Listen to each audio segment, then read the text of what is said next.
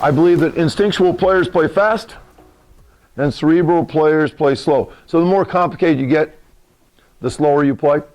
I don't have any questions in my mind that the guys that are overcoached, they have too much to think about, are paralyzed with analysis. That's another reason why simplicity will allow teams to play fast. I think we should all want to be as simple as we can and play as fast as we can. And Charlie Francis he's talking about sprinters, but this is absolutely the truth with all athletes. That the more you think, the slower you act. Forebrain's slow, the hindbrain's fast. I'm dating myself, but when I think of an instinctual basketball player, I think of Allen Iverson. I don't think he was doing calculus in his head when he played. And because he was so instinctual, he played really fast. That doesn't mean you play stupid, but to play fast and to react quickly, I think that you've got to take as much thinking away from the game as possible. And that's hard for coaches because I said last night that most coaches were grinders. Come early, stay late, outwork everybody. They got some results, and they loved the process.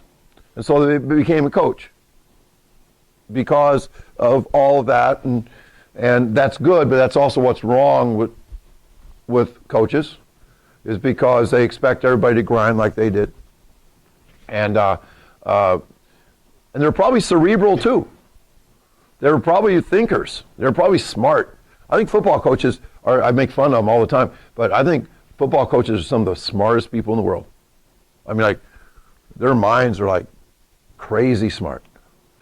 By the early 60s, Hallis was proud of the fact they had over 500 plays. 500 plays. Guys would carry big binders of the plays, and people thought it was cool. They were quizzed on it, and the size and difficulty of playbooks were seen as signs of coaching genius. That's that complexity stuff. That's that, and I think there's remnants of that in all of football, where coaches are afraid to be simple. They're proud of the complexity.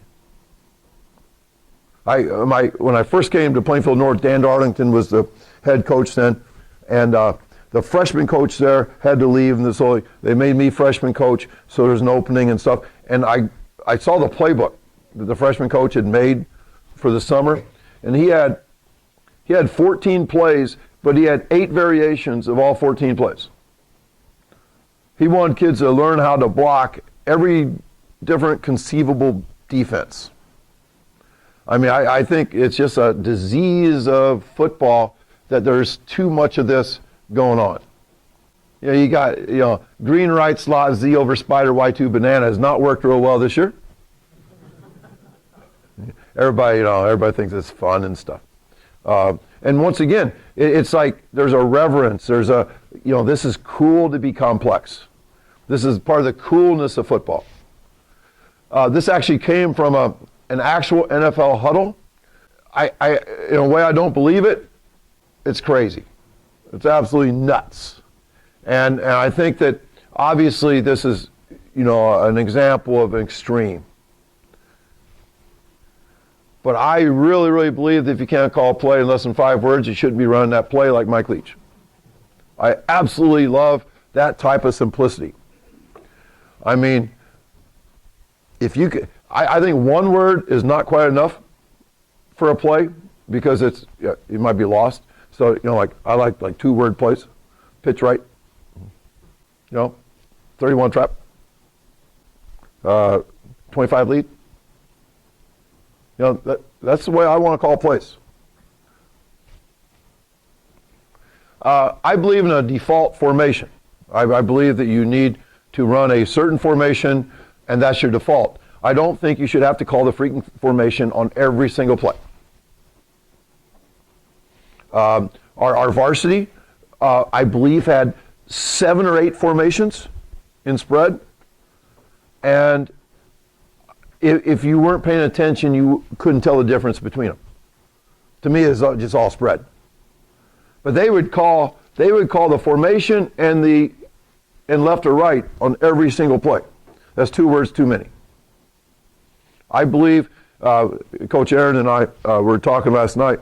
I'm a T formation coach because I know the nuances, and it's not like a goal line T, but it's more of a misdirection T, and so I love the balance, and basically I could run 3 plays out of the T and beat you. We'd run the lead, the pitch, and the trap. 3 running plays. And then we'd throw it like hell on play action and have 2 screens. And then the other half of my offense would be a deuce spread, quarterback and 2 running backs, very similar to T. You know, he still has, you know, the balance that T has. Oh, and then I'd have 3 motion, hip, rip, and zip. And that could get us into pretty much any damn formation we wanted to. If we take the Z and run him in motion, now all of a sudden we have a 2x2. So anything that you can eliminate that makes play calling simpler, and I really believe, you know, they said if play cannot be called in less than 5 words, you shouldn't run the play. I truly believe that if your offense cannot reside in your head, that is too complex. That if you cannot have an offense that you totally understand, that you don't have to look up the play and the formation. You know, I just think that, you know, that if it's simple enough to be in your head, then your players will be more instinctual.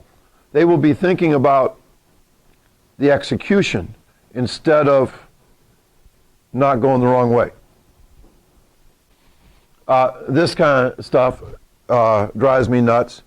Our varsity would run hurry up and wanted the entire catalog of plays in hurry up. I totally disagree. I don't think you need this. My teams would practice a 2-minute drill every day. Because it's fun. We go no defense, just 2-minute drill, and we would have 3 plays.